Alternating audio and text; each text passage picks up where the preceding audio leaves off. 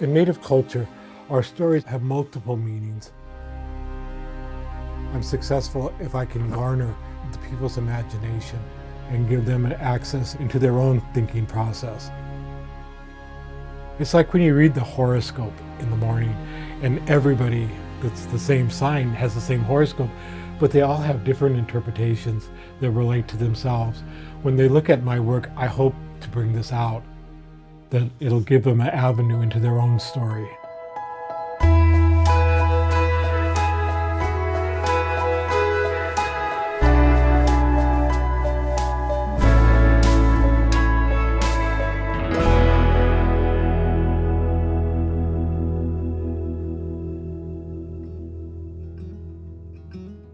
Omak sits at a bend in the Okanagan River, about an hour south of the Canadian border.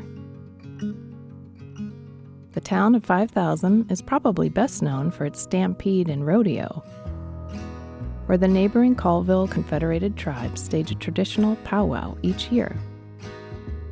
I'm visiting Joe Feddersen, a Colville artist of Okanagan descent who's been making ceramics, glass sculptures, weavings, and prints for the past 45 years.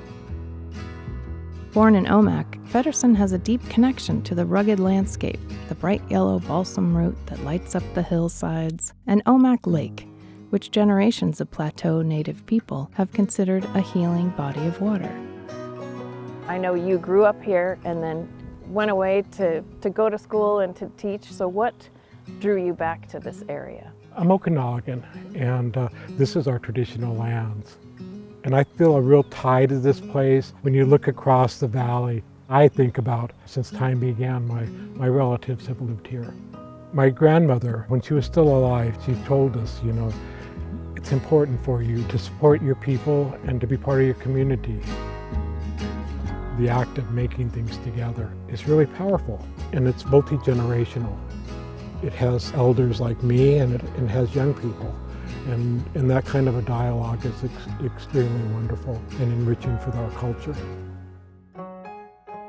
One of several projects Feddersen is currently working on is a series of prints honoring the Colville Reservation's recent acquisition of 30 buffalo. A gift from the nearby Kalispel tribe, the buffalo add a keystone species to the landscape and represent a cultural homecoming.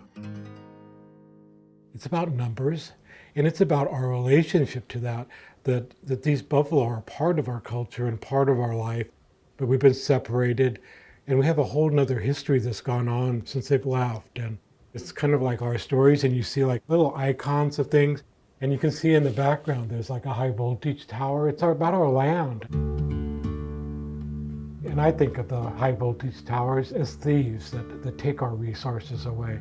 So there's kind of like a whole drama that's already going on behind the buffalo. It's us living today with our contemporary life. But it's poignant because it talks about everything. Our life and our culture is about everything. It's about the past, but it interweaves everything with us today. In the basement, Feddersen works with fused glass, using small kilns to create what he calls charms. Glass line drawings that look like petroglyphs, which he amasses and hangs in curtains that make a gentle sound like wind chimes. The thing about the pieces they're made for the spaces that they're shown in. So each time they're installed, it's like a new story. And I like to think of them as stories. And the charms that I've seen of yours, they do look a lot like petroglyphs. So can you talk about the connection to petroglyphs? Yeah, a lot of times people see, because we live in the U.S., there's this kind of like an artificial history, like U.S. art came from Europe. But our art started like 20,000 years ago with the petroglyphs. We have like a really rich history of art that deals with our place, and it ties us to the place. And the stories that we tell are our history. It's a binding force, like in the community. And have you seen petroglyphs in this region? It was last year or the year before we went up to Canada, and we went through this person's backyard, and here are these petroglyphs, and they look just like my work. My work looks like theirs because that's like thousands of years old. And you hadn't seen them before that, huh? No, it was such a wonderful gift. Yeah. These hooves are going to be perfect.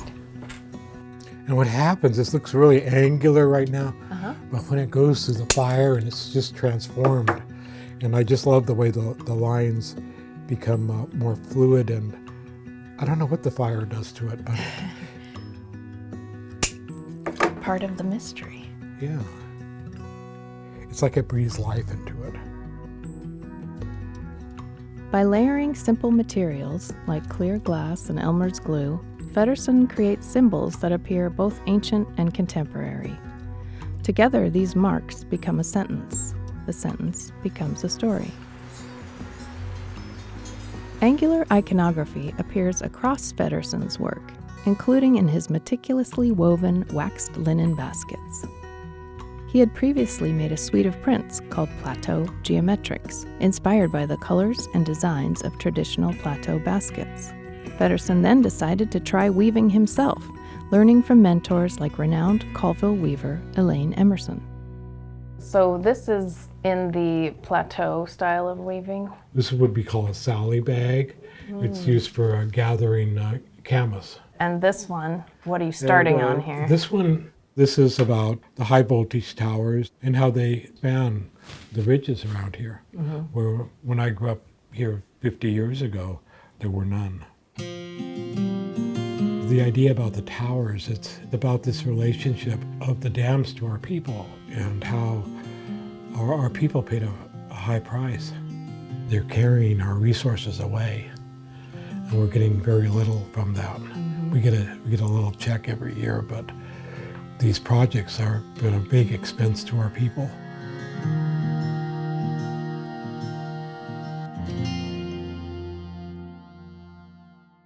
Beyond the people in his immediate community, Feddersen nods to the many artist friends, colleagues, and mentors who've influenced his art and life, including Vi Hilbert, the Upper Skagit elder and University of Washington professor who devoted her career to preserving the Lushootseed language.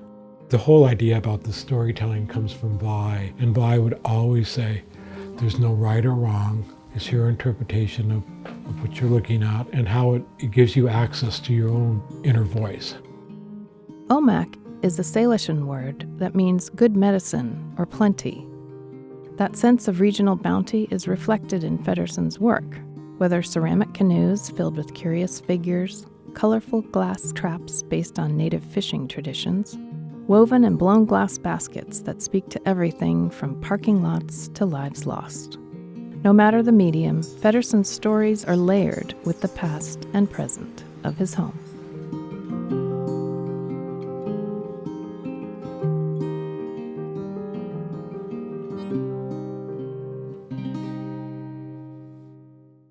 Art by Northwest was made possible in part with the support of Visit Bellingham, Whatcom County.